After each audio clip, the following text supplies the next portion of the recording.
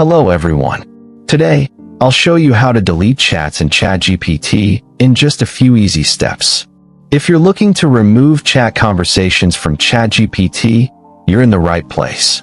Before starting, don't forget to like and subscribe for more tutorials. Also, check the description box for helpful tools and apps.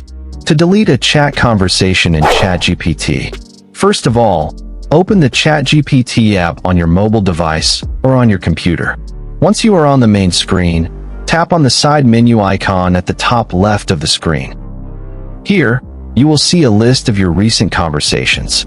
From the list, find and tap the chat you want to delete. Now, to delete this chat, tap on the three dots menu at the top right of the screen. A pop-up menu will appear with different options. Select the delete option from here.